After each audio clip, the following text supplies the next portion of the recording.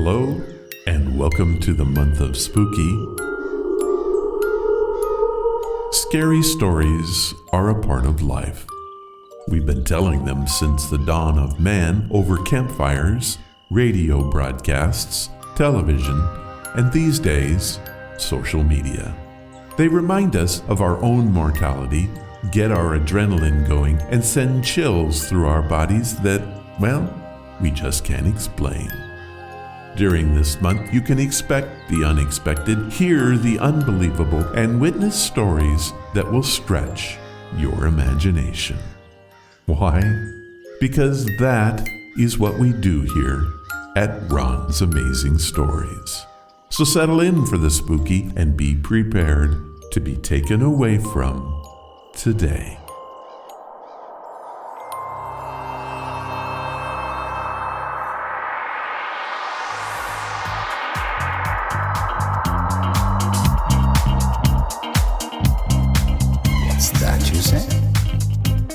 Hello and welcome to the podcast, where we celebrate the strange, the eerie, and the downright mysterious.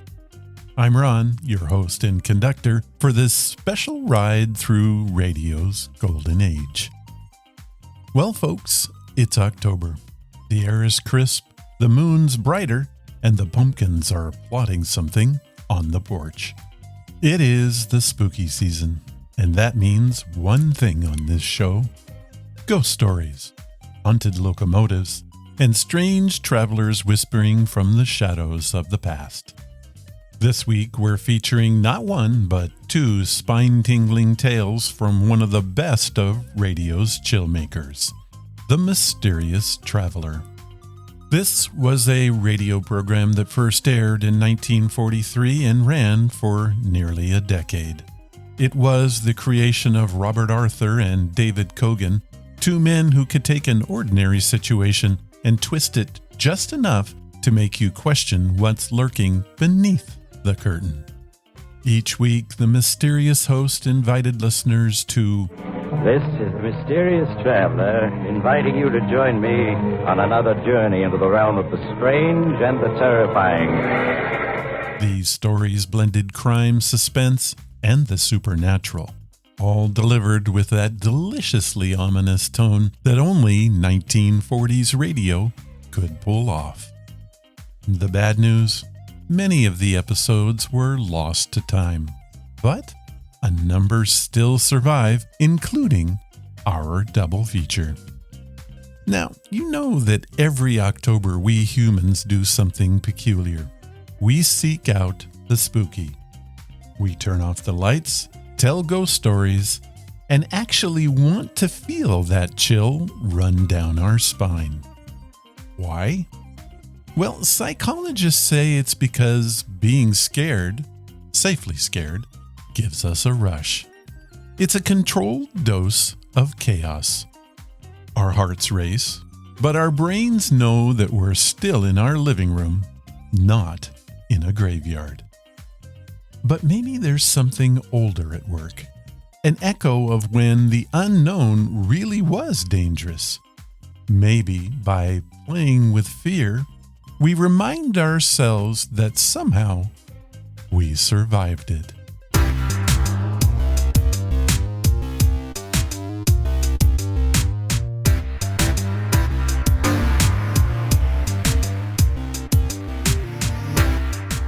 Our first tale tonight is The Devil and the Deep Blue Sea, which aired on January 1st, 1949. It tells the story of a deep-sea diver who encounters a ghost that offers him a deadly ultimatum. It's got everything you'd want in a good radio chiller: greed, the ocean dark depths, and a ghost with unfinished business. This is the Mysterious Traveler, inviting you to join me on another journey into the realm of the strange and the terrifying. I hope you will enjoy the trip, and it will thrill you a little and chill you a little. So settle back, get a good grip on your nerves, and be comfortable, if you can, as you hear the story I call The Devil and the Deep Blue Sea. Our story begins in that part of the Caribbean Sea known as the Great Bahama Bank, which lies north of Cuba. In the calm, sparkling sea are two ships, a British destroyer and a small schooner. The schooner is a derelict and barely afloat. There's great activity aboard the destroyer as its longboat returns from the schooner. A few moments later, Chief Petty Officer Warren reports to the captain of the destroyer. Yes, Warren? Schooner's American, sir. The Golden Queen out of Key West. We found one man aboard. He was unconscious. He's in sick bay receiving medical attention. Has he regained consciousness yet? No, sir. He's in bad shape. We found him lying in the hold of the schooner. The cabin and rigging were completely gone. Yes, but evidently the schooner received the full force of that hurricane 10 days ago. Probably the other crew members were swept overboard. Yes, sir. I've a letter which might throw some light on the subject, sir. A letter? Yes, sir. I found it clenched in the unconscious man's hand. Here you are, sir. Let me see. Written in pencil. Pages are dry now, but they seem to have been soaked with seawater. Yes, sir. A bit difficult to read. Let's see, it begins... It seems impossible that with the hurricane that is now sweeping over this ship, anyone will ever read these words that I am writing. The rigging and cabin are gone, and the ship is taking on water. As I lie here in the hold, I feel it can only be a matter of moments until the end. But if by some miracle this ship should survive, I leave this letter as a record of the cruise of the Golden Queen. It all began last December 5th when 4 companions and myself sailed out of Key West. All of us, Chuck Riker, Sam Morris, Pete Ross, Harry Martin, and myself, Bill Storm, had been in the Navy together during the war. We had all pooled our savings and bought the schooner Golden Queen. Our destination, Flamingo Cay, some 450 miles to the southeast of Key West. Our objective, to recover treasure from an English pirate ship reported sunk by a Spanish man-of-war at Flamingo Cay in 1632. As we reeled off mile after mile, the days were hot and bright, the nights a dark blue velvet, with a sky full of stars, and a good breeze filled the high white spread of sails. As we sailed the same waters that countless treasure ships had sailed only a few centuries ago, there was a growing sense of excitement and anticipation aboard the Golden Queen. At dawn on the 6th day of our trip, our lookout sighted Flamingo Cay. Hey, that's it. 3 points to starboard. Bill, that is Flamingo Cay, isn't it? That's it, all right. Steady as she goes. Steady as she goes. Here, hold one end of the chart down. Sure, Bill. Now, here's Flamingo Cay, and here's Pirates Lagoon. Pirates Lagoon. Yeah. According to the log of the Spanish man-of-war, that's where the English pirate ship headed in, trying to escape the Spanish. The pirate captain sailed across the entrance to the lagoon, and a hidden route wide open. Sank with all hands in less than a minute. And with all its stolen treasure still aboard. 300-year-old log of the Spanish man-of-war is right. The pirate ship is on the bottom of that lagoon directly ahead. That lagoon is sort of big, isn't it? Yeah, it isn't going to be easy. Back steady as she goes. A few minutes later, the Golden Queen drove through the small opening in the jagged ring of reef and slid into the calm, smooth water of the lagoon. The anchor chain clanked as the big hook splashed into the water and found bottom.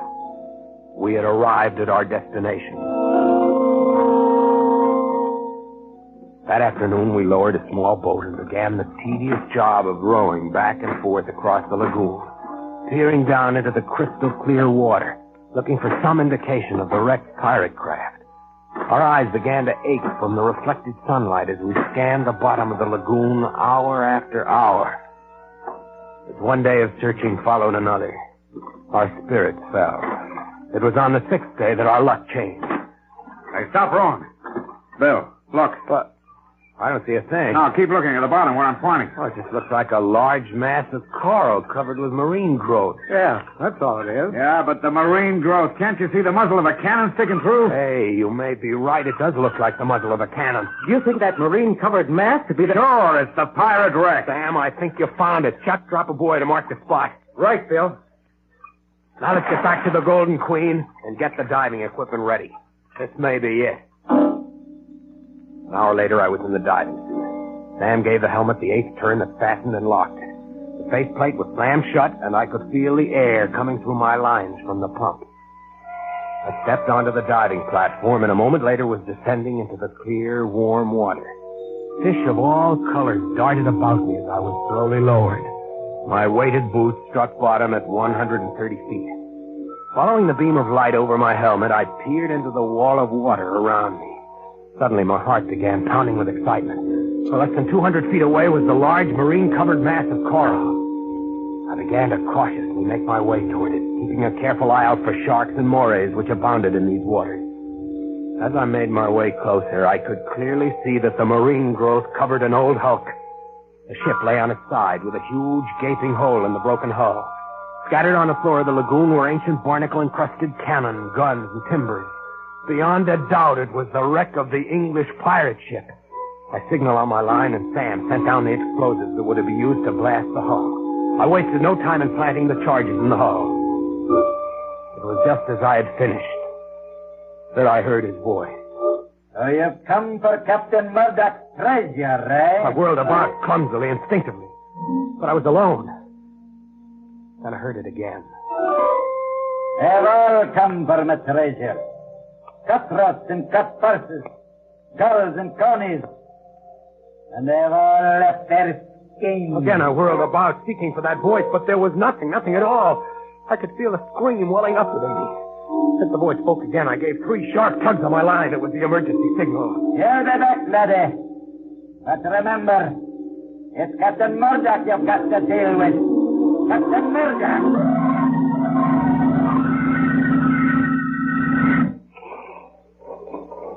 Keep the pumps going, Pete, till I get the faceplate open. Okay. Hey, Bill, what was wrong? Why'd you give the emergency signal? Why did it sheet? Bill, what happened? Was it an octopus? An octopus? Yeah. Sure, these waters are full of them. You should have taken a saddle and torch down with you. They don't like torches. Yeah. You just take it easy for a while. Bill, did you plant the explosives? Sure. Pete, detonate the explosives. Okay, here goes. They didn't go off. Bill, you're sure you made the connection? I made them all right. Well, they must have gotten loose. We'll just have to try again. What about my going down? No. Why not? Well, because Chuck's only a beginner, and he's never gone down that deep. You got a point there. Well, okay. Means we'll have to wait until tomorrow. Yeah. Phil will go down as soon as it's daylight and plant some more explosives. Right, Bill? Right. Well, that night I lay awake in my bunk, going over and over in my mind the dive I had made and the strange voice I had heard. I kept telling myself that it had been an hallucination, that must be it. Being in pirate waters, the excitement of the search, going down to 130 feet, all had combined to create this hallucination. It was the only possible answer. What other answer could there be? Morning came and I donned the diving suit. Sam handed me an acetylene torch. A few minutes later, I was descending into the calm, green water. I touched bottom only a few feet from the wreck and signaled Sam to send down the explosives. As I waited, I found myself constantly turning in a circle, peering through my faceplate at the well of water which pressed in on me. The explosives were lowered to me, and I planted them in the hull. As I finished, I heard that voice once again. You've come back, have you? He spoke. I could feel cold shivers running through my body, and I fought the impulse to give the emergency signal. Aye. That's the curse of treasure. Once a man tends it, there's no turning back. That's me, laddie. Captain Murdoch. I'll tell you. Where are you? Where am I?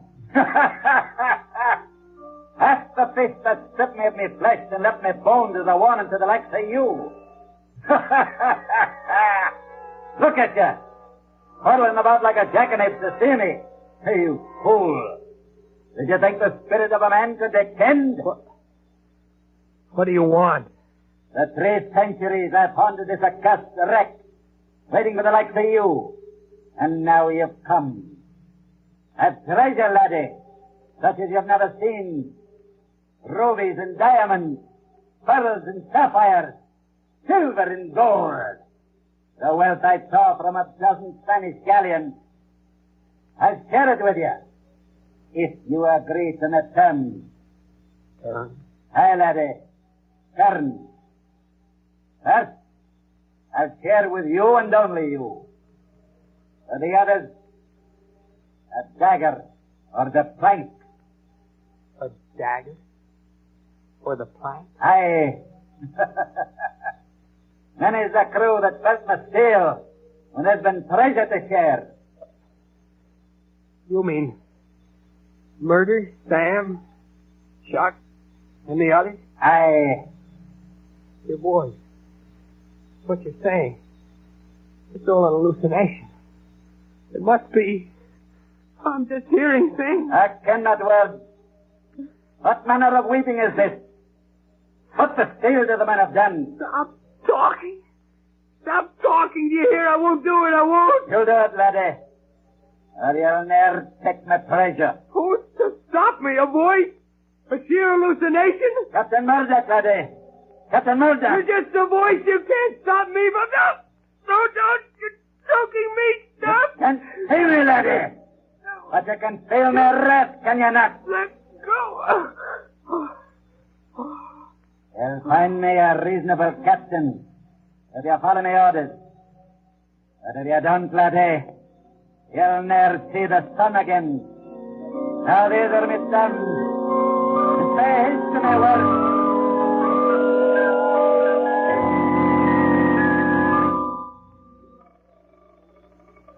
How is he, Sam? Right. You're just coming to. All right, take it easy, Bill. Just lie where you are.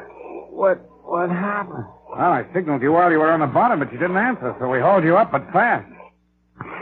We didn't even stop for decompression stages. Made you pass out. I don't know. Maybe your airline got snarled in the wreck. Maybe. Did you plant the explosive? Yeah. All right. Pete, detonate it. Okay. Hang on to something. That did it. Look at all those pieces of wood and dead fish coming up to the surface. Yeah. That explosion must have ripped the wreck wide open. Ought to be soft picking from here on in. What do you say, Bill? Yeah. Soft pick. All right, come on, boys. Let's get the diving equipment in A1 shape. Tomorrow's the big day. All that night I lay awake in my bunk, staring into the dark, trying not to think of that voice. But there was no escaping. I could hear his every word over and over, relentlessly pounding into my brain, till I could no longer think for myself. As I donned the diving suit shortly after dawn, I could see Sam and the others eyeing me curiously as they helped me on with my equipment. 15 minutes later, I was on the bottom, making my way towards the wreck. The stern portion of the hulk had been blown into hundreds of fragments, and the floor of the lagoon was littered with old firearms, metal armor, broken gunflints, and cannonballs. As I picked my way through the debris, he spoke. Come for the treasure, eh, laddie? Now that you and me are partners, you're welcome to it. And what a treasure it is. Where is it? You'll find 4 chests buried under that wreckage to your starboard. There? Aye. It took 12 ships and 1,000 lives to make up that treasure. Wait till you set eye on the precious stones I plucked from the San Cristo Domingo. Worth a king's ransom. These chests are filled with treasure? Aye. And well you might gape. Lash that rope around them, laddie. This heavy they are. Look, each weigh at least 500 pounds. Aye. Lash them snugly. With our fortune you have there, laddie. We'll buy the world for us.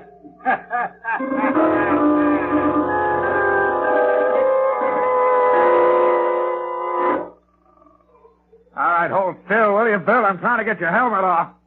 There. Look at it, boy. 4 chests, Bill. Filled to the brim with jewels and gold. Just look at it.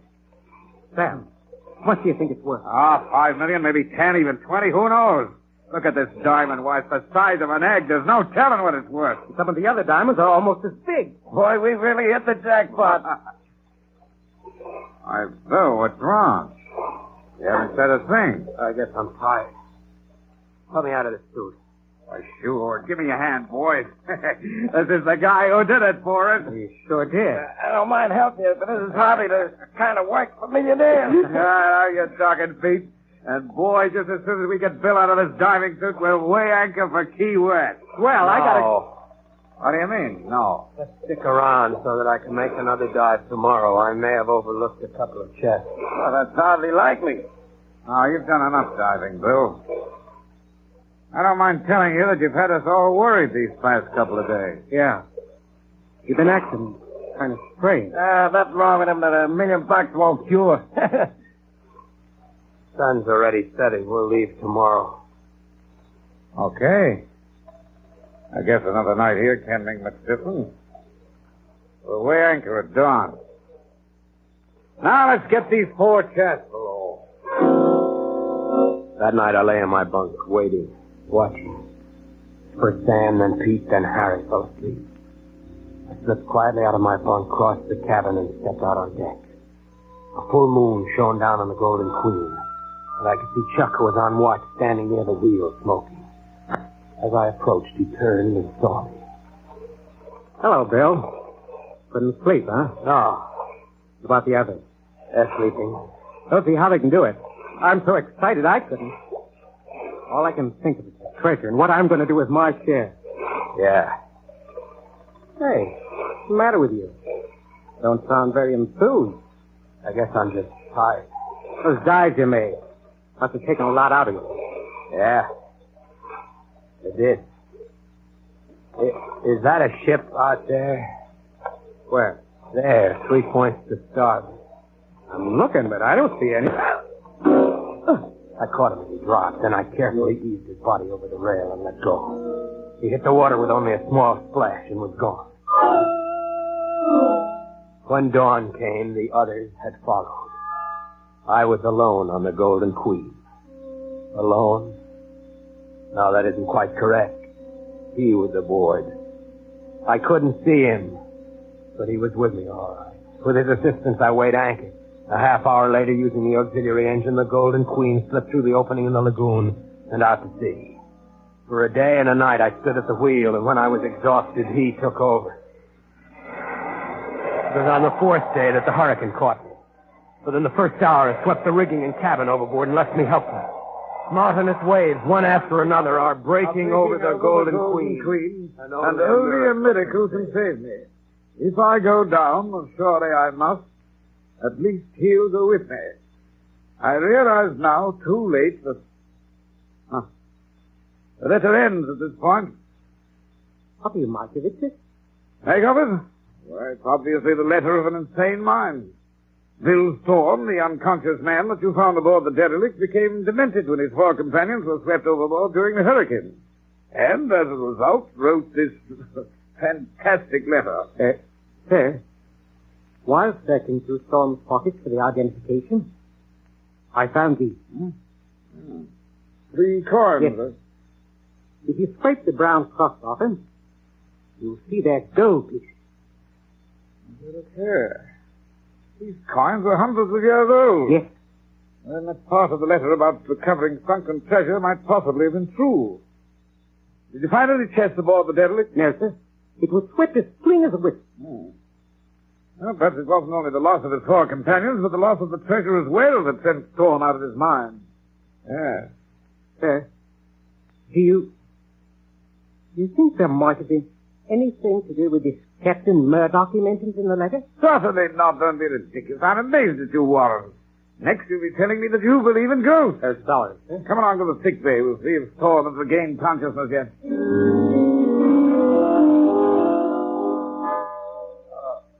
This fellow Storm, he seems to be regaining consciousness, sir. He's opening his eyes. Can't make out where he is. All right now, Storm. Just lie quietly. Don't try to speak. You're quite safe now. You're aboard a British destroyer. The doctor says you're going to be all right. He's trying to say something, sir. No, don't try to speak, Storm. Just lie quietly and take it right. What was that? He was asking me, sir, about the treasure. Oh, yes, the treasure. Well, I'll get to that storm in just a moment. But the main thing to remember is that it's a miracle that you survived. You know, I read that fantastic letter you wrote, and I can only attribute it to the shock and grief of losing your shipmates in the hurricane. Never read such utter claptrap, pirate ghosts indeed. As for the treasure, I'm sorry to say that the hurricane swept your schooner clean. All that Chief Warren found were these 3 gold coins. The rest, I'm afraid, is gone. Gone? Yes, my good man, swept overboard. Swept overboard? Why, you sniveling, perfumed, white-bellied girl. You think the likes of you can keep my treasure from me? Ask the others that tried it. Black Irish, Billy Bones, the Frenchman, Captain Bull. They felt my steel and left their bones to bleach in the sun. Bring me my chest, or I'll rip your tongue out and hang it to the highest yardarm. As sure as my name is Captain Murdoch. My good man, excuse me. You're out of your mind. Warren, help! You, Captain Murdoch's treasure, would you? I'll see out of the world, laddie boy. As I did the other. You'll never keep Murdoch's treasure. Now, you struggling laddie, you're done for.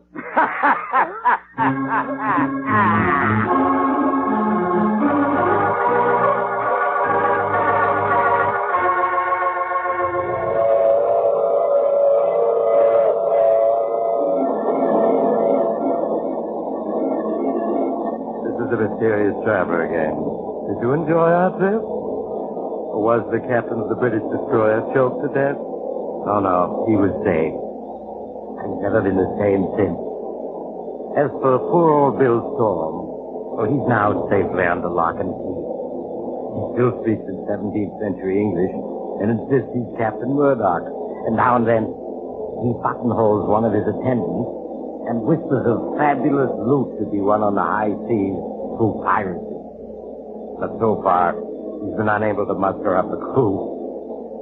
Oh, you have to get off here. I'm sorry. But I'm sure we'll meet again.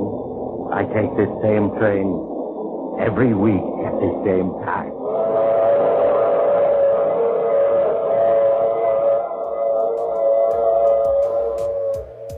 Well, that was quite a dive, wasn't it? From the deep sea to the deep shadows. But don't hang up your courage just yet. Our next stop tonight takes us to the railroad tracks. And let me tell you, some trains never reach their final destination. Our second story from the Mysterious Traveler aired on July 7th, 1947. It's called Locomotive Ghost. And it's an eerie tale of 2 would-be train robbers haunted by a phantom engine that refuses to die.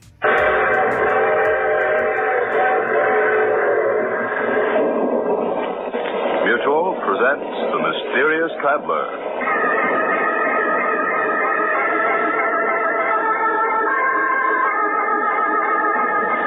This is the Mysterious Traveler, inviting you to join me on another journey into the realm of the strange and the terrifying.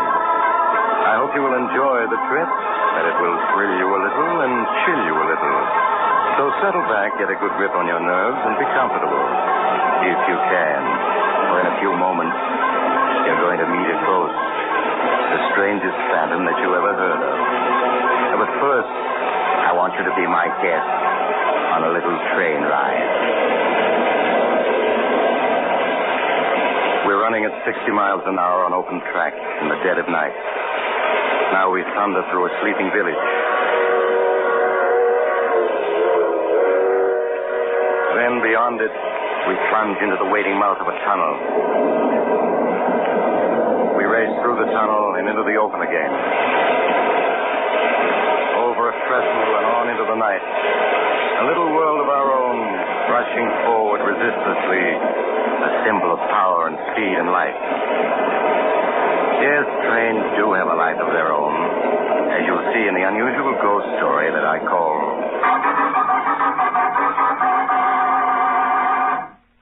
The Locomotive Ghost.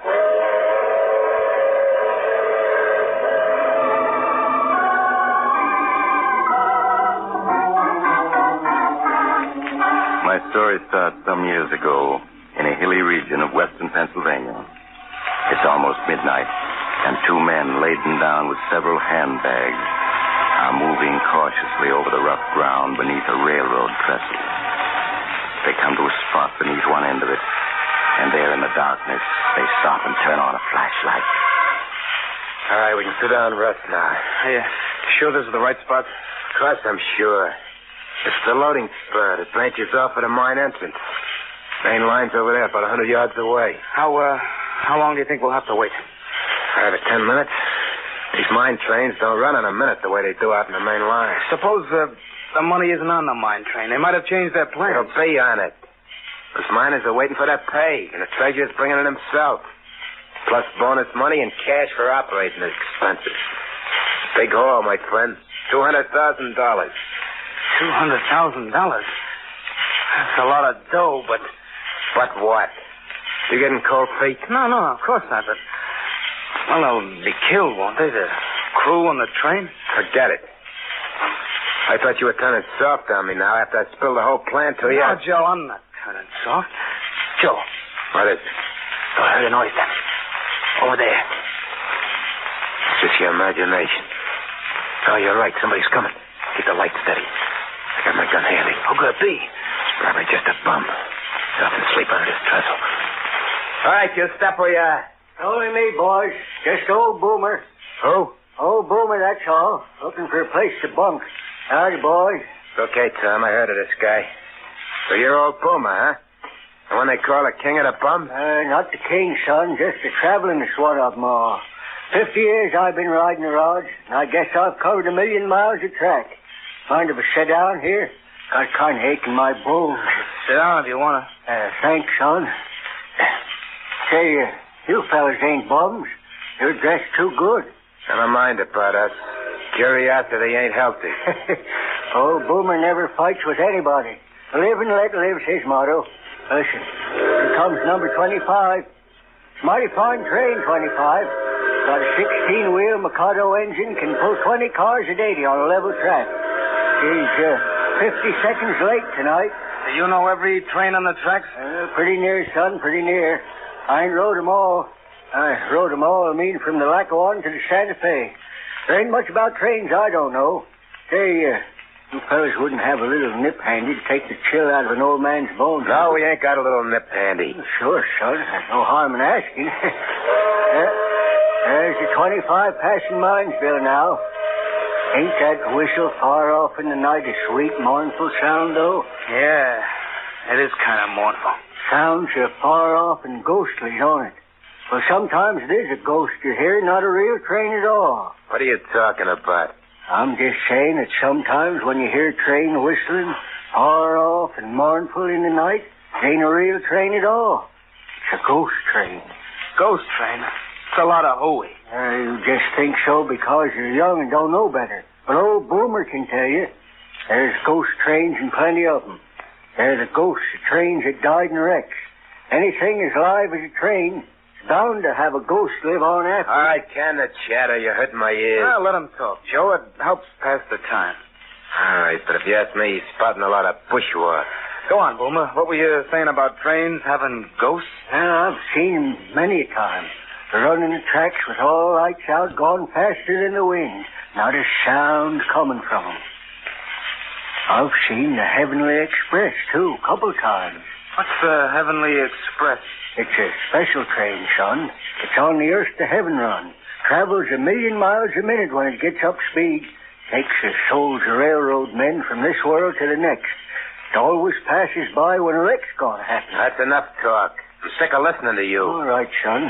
You don't believe me, but I know what I know. Oh, be. I hear it coming. I hear it coming now. Hear what coming? The Heavenly Express. It's coming down this track. Listen. I don't hear anything. There's nothing to hear. Passing right by overhead. Now it's slower. It's going to stop. It's never stopped before. That means wreck's going to be here. Joe, he knows. That's it. That's what you're here for. You're going to wreck that mine train. Hear that, old man? That's the mine train turning into this spur. You're right. We're going to wreck it. No, you can't. You mustn't. But before we do, we got to take care of you. And this is how we're going to do it. You shot him. I guess the Heavenly Express stopped for me, too. I sure hope so. But you fellas, it'll punish you. It'll follow you. Sure as I'm laying here. Oh, follow us. What are you talking about? The Judgment Special. It punishes fellas that wreck trains on purpose. It runs any place has tracks. And it follows them until it gets them. One way or another. Because murdering a train is like murdering a man. You gotta pay for it. And you'll pay for it. Think I'm crazy. You'll see. You'll see. Yeah, that shut him up. Crazy old coot. I wish you hadn't killed him, Joe. Don't be a sap. Couldn't let him live to tell what he knew, could I? No, of course not. Listen. I hear the mine train coming. We just got time to get ready now. Put the suitcase with the dynamite against the trestle here. That's it. Now, come on, help me unroll a wire. Yeah, sure, Joe. Anything you say. That's it. Keep coming. Gotta get plenty far away. Hear the train now? Yeah, I hear it. I can see the headlight, too. Look how bright it is. Okay, this is far enough. Take me just a second to hitch up the detonator. There it is. Now we're all ready. It's on the trestle now. Almost halfway across. What's the matter? You sound shaky. Listen, Tom, you're in this now. It's too late to back out, you hear? Yeah, I know. It's almost across. All right, then I'll close the detonator. Now. There she goes.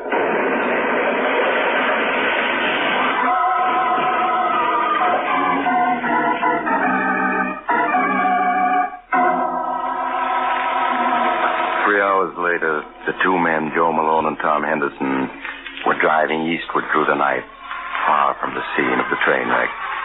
Between them on the seat was a large handbag, and Joe Malone at the wheel patted it lovingly. 200,000 bucks. Ha! You realize that, Tom? We got 200,000 bucks riding here between us. Yeah, I know. What's the matter? You don't sound very happy about it. Sure I am. It's just... Just what? Well, I can't help remembering the crash when the mine train went into the ravine. The way the whistle kept screaming, just like the locomotive was something alive that was being killed. For Pete's sake, the whistle valve got stuck when the engine crashed, that's all. Sure, I know that, only... Well, I just can't help remembering it. Joe, the crew were all killed, weren't they? Suppose they were. What do you care? You're as nervous as an old woman. Should never run you in on this job. I'm all right, really I am, Joe. Listen, what are you going to do with your 100,000? I'm heading for the big town. Gonna have one swell time. Gonna buy new clothes, stay at the best hotel in town, and really cut loose. Meet me in New York, I'll show you a real time. Where are you going to stay? Mrs. Miller's boarding house. It's over on the west side. You can find it in the phone book. I'm just staying there till I can buy some real classy studs, and I'm moving to Park Avenue. Always had a yen to live on Park Avenue. Now I'm going to see what it's like. Yeah, sounds all right. Maybe, Joe, look out, that train. What'd you do that for? Why'd you grab the brake? You stalled us right here in the middle of a railroad crossing. I had to, Joe. The train on the track there in front of us. We almost ran into it. What are you talking about? There wasn't any train on that track. But there was, running without lights and not making a sound. You're crazy. I tell you, there wasn't anything in sight, not even a hand car. Well, I saw it, Joe. Never heard of a train running without lights. That proves you're crazy. Oh, maybe it was an empty. But if I hadn't stopped the car, we'd have smashed into the side of it.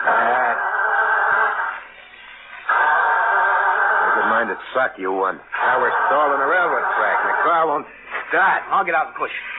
Joe, look. A headlight. A real train this time, coming around the bend. It's up 200 yards off. Joe, it's going to hit us. We got to jump. Yeah, but this door won't open. It's stuck. Come on, out this side. Come on, I got the bag. Oh, my coat's caught in the car door. I'm stuck. Help me. I can't, Joe. Joe. Help me, God. Help. Help me. Help.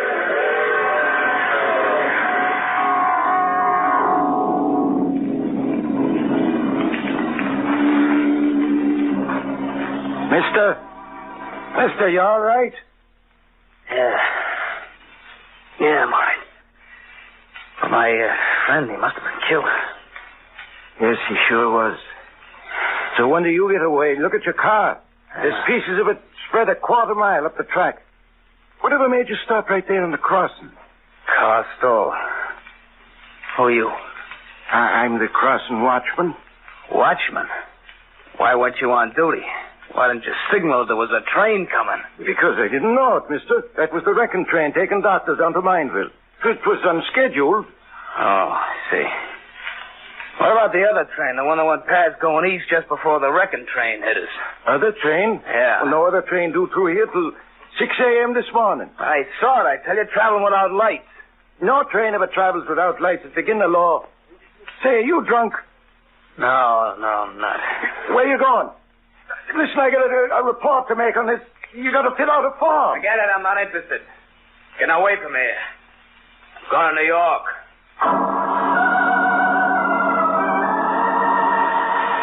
Late the next afternoon, Tom Henderson reached New York.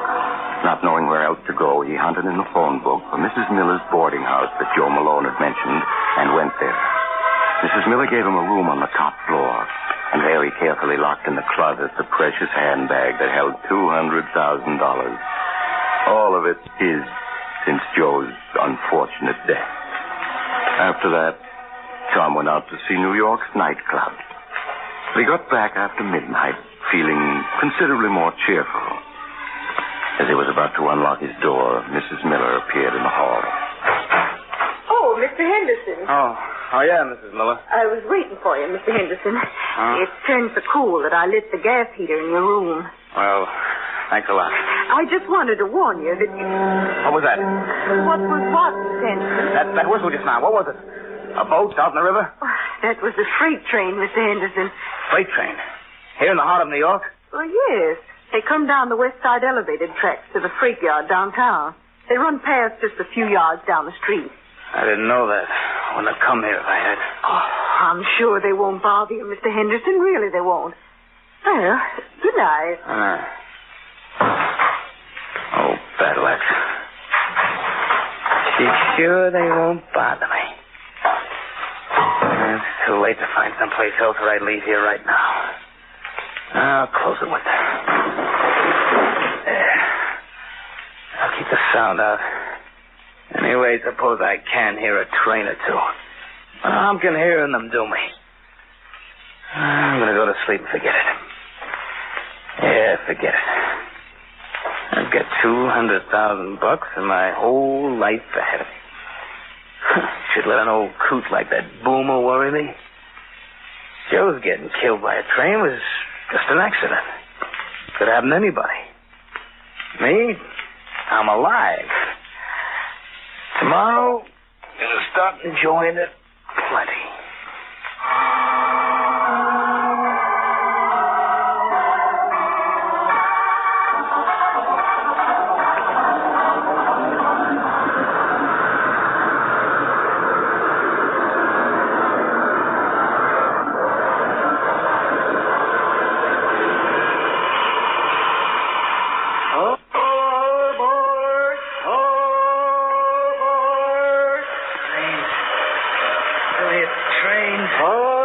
Son. We're leaving in 1/1,000,000th of a second, and we got to be on time. Boomer, it's you. That's right, son. You got to wake up and get aboard. We're pulling out. A railroad station someplace, but everything's so misty I can't see much. No time for talking, son. Got to get aboard. Yeah, but I'm the only passenger, except for you and me, there isn't another soul in sight. And you're wearing a conductor's uniform. They promoted me. Now, come on, get aboard. I don't want to. I don't like trains. I don't want to go anyplace. Can't help it. This is a special trip just for you. And you got to be aboard. Come on now, up those steps. That's it. Now we're off right on time to the 1,000,000th of a second.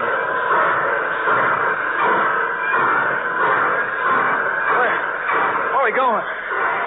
What train is this? Well, it's completely empty except for me and you. That's right, son. It's a 1,000-car train pulled by 30 engines.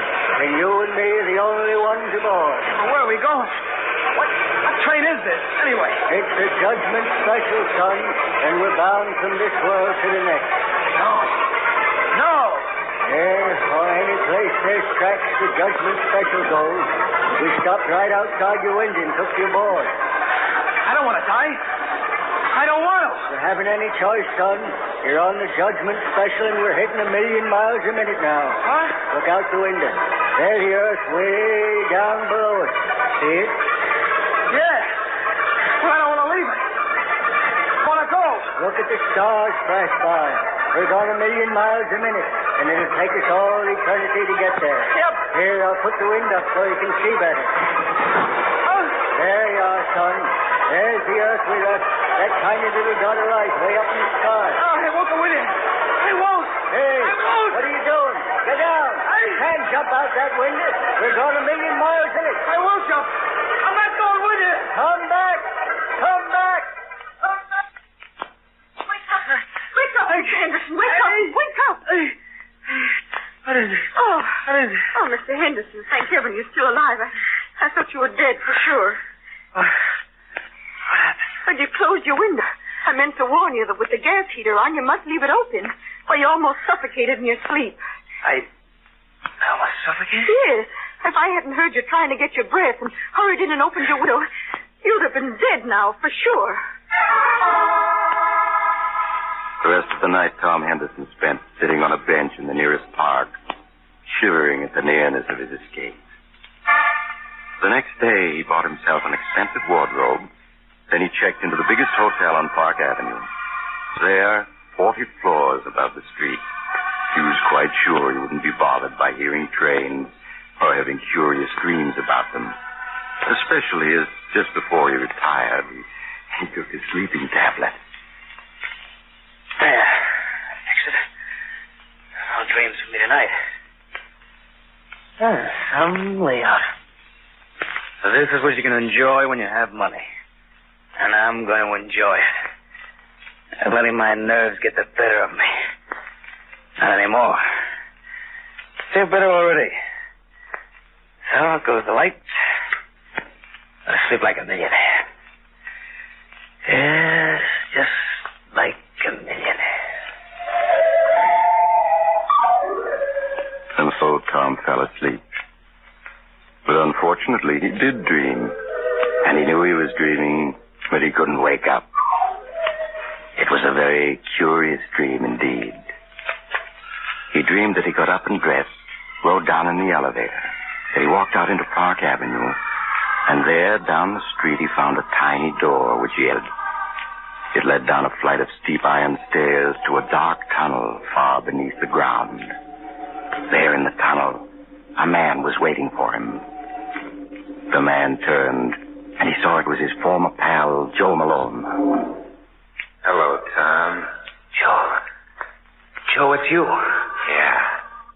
I've been waiting for you, Tom. But you're dead. I saw you killed. Maybe I'm dead. Maybe I'm not. You're dead. I know it. It's just a dream. I gotta wake up. You can't wake up. Don't you understand? You're never gonna wake up. I will. No, Tom. Now come along with me. I'm here to guide you. Where? Where are you taking me? Down the tunnel. See how it stretches out? On and on. How it keeps going down and down? No. Where do you think it goes to? I don't know. I don't want to know. Come on now, Tom. I can't wait all night. No, I won't go. I'm gonna wake up. You can't, Tom. Night I was killed, you saw the Judgment Special. Now you'd never get away from it. Not true. This is just a dream. I'm safe in my own bed in the hotel. And you refuse to come with me? Yes, I do. I refuse. Listen, Tom. Listen to what? I don't hear anything. Listen. Closer now. You hear that? That's the Judgment Special, Tom. Coming through this tunnel. Train. It's a train coming. Where are you going to go? You're in a tunnel, Tom, and no way out. It's just a dream. It can't hurt me. It's coming closer, Tom. It's coming closer. No, it's only a dream. I gotta wake up. Wake up. Wake up. Wake up. Wake up. Wake up, mister. Oh. Thank heavens I'm awake. I'd say not any too soon either. But... Who are you? Some dog. Carrying a lantern. Oh, my, mister, I'm a track walker. Track walker? What do you mean? I mean that I inspect the track here under Park Avenue. What? How did I get here? Why, mister, a minute ago I found you walking in your sleep, your eyes tight closed down this tunnel right under Park Avenue. Park Avenue? If I hadn't met you, you never would open your eyes again, because number 10 is due along here in 3 minutes. Then it wasn't a dream. I really am in a railroad tunnel. Yes, I am. I'll say you are. How you got here, I don't know, unless you came down one of the inspection doors from the street. But, brother, if this walking in your sleep is something you do often, take my advice and see a doctor. But Tom didn't go to a doctor, for he knew what a doctor would say. That it was his nerves, his guilty conscience. Now Tom felt he had to get away, far away to a place where there were no trains to haunt him. At dawn, he bought a ticket on the first plane leaving for Canada. That afternoon, he found himself in a tiny town deep in the heart of Canada. There he hired a French-Canadian guide to take him by canoe far into the woods, away from any trace of civilization. Late that night, they arrived at the cabin where the guide lived with his wife. Tom unpacked his suitcase and joined the guide and his wife on the porch. For the first time since the wrecking of the mine train, Tom felt at peace. Oh, this is something like it. It is peaceful, is it not, monsieur? Monsieur, nerves are better already. Yes, this is what I need. How far is it to the nearest railroad? It is 80 miles, monsieur. 80 miles. Old Boomer said it traveled anywhere there were tracks. 80 miles ought to be enough. Pardon? I do not understand. Oh, never mind. I've got to get some sleep now. Of course. Good night, monsieur. Good night, monsieur. What was that? What was what, monsieur? That whistle then. It sounded like a train whistle. Impossible. It must have been an owl. Yeah, sure. Sorry I bothered you. Good night. Tom entered his room and went to bed. But he could not sleep. He tossed and turned, and at last got up and dressed. The moon is bright. I'll take a little walk. Gotta calm myself down. Nothing to worry about now, not a thing. Out here in the wild, I'm safe. Perfectly safe. Tom left the cabin and entered the woods. They pressed thick around him. But an open passageway through the trees attracted Tom. He started down it, the moonlight illuminating his way. He paused and made a startling discovery. Why, I'm walking on old railroad ties. And there are tracks here, all rusted and loose. But the guide said there wasn't a railroad closer than 80 miles. He lied to me. He tricked me. A train. There's a train coming. It's coming toward me. There's the headlight. I gotta run. Run. Run.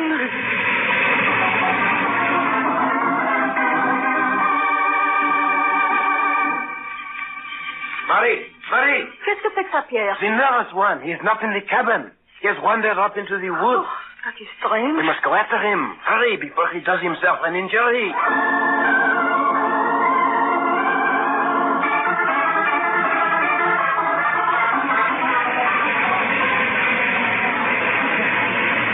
It's still behind me. Still following me. I can't run anymore. I can't go any further. I gotta stop.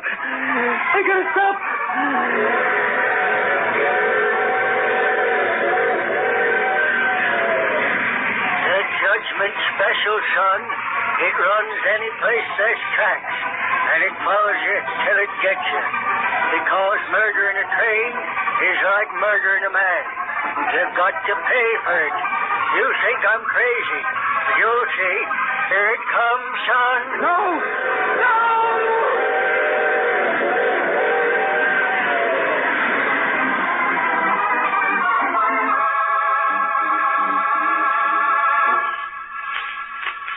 He cannot be far now, Marie. See his footprints. He was running for half a mile. He would do himself harm running so hard in the darkness. Look, Pierre. Where? Yes, he's the nervous one. We have found him. He's lying face down. Wait, I will turn him over. Pierre, he lies so still. Has he done himself an injury? No, Marie. There is not a mark on him. But his face is twisted with fear. Pierre. Is he dead? Yes, Marie. He is dead. Oh. His heart. He came south by running, no doubt. But what was it he ran away from? There is nothing dangerous in these woods.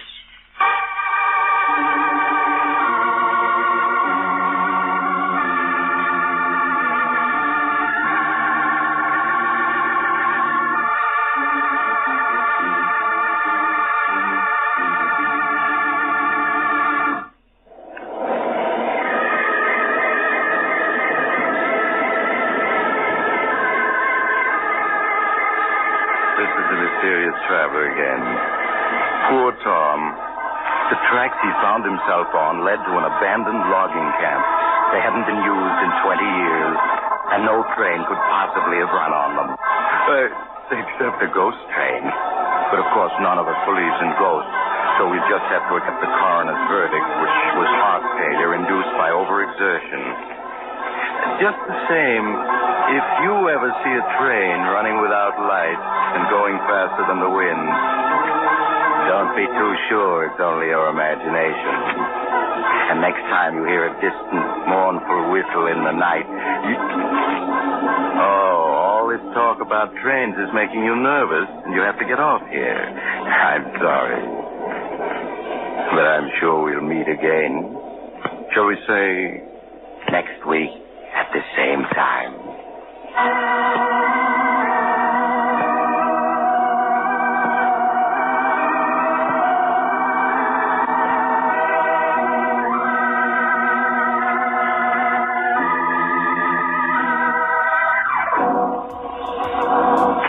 And there you have it, The Devil in the Deep Blue Sea and the Locomotive Ghost.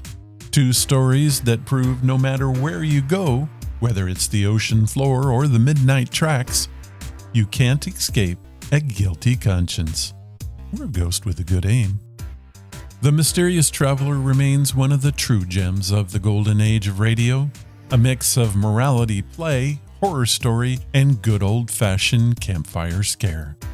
As we roll deeper into the Halloween season, remember this. A good scare can keep your heart young, your wits sharp, and your flashlight batteries drained. So until next time, I'm Ron, wishing you pleasant dreams, safe travels, and may all your ghost trains stay on the right track. Keep amazing.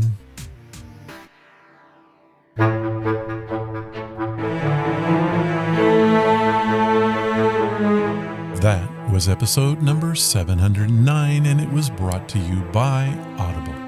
Head to audibletrial.com/Ron's Amazing Stories and get a free audiobook today. You help the show if you do it. Thank you, Audible. If you want to follow the podcast or the blog, head to ronsamazingstories.com. There you will find any of the links that I mentioned and how to contact us. Do you want to help the show? The best thing you can do is to tell your friends all about us and leave reviews and comments wherever you listen. Clicking that follow or like button helps us grow. Thank you for listening, and I hope you come again to find out what are Ron's Amazing Stories.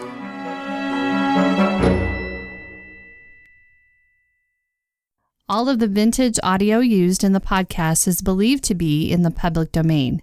Ron's Amazing Stories does not own the rights to any of the old-time radio used here. If you hold the rights to any of the shows played, please contact us immediately at ronsamazingstories.com.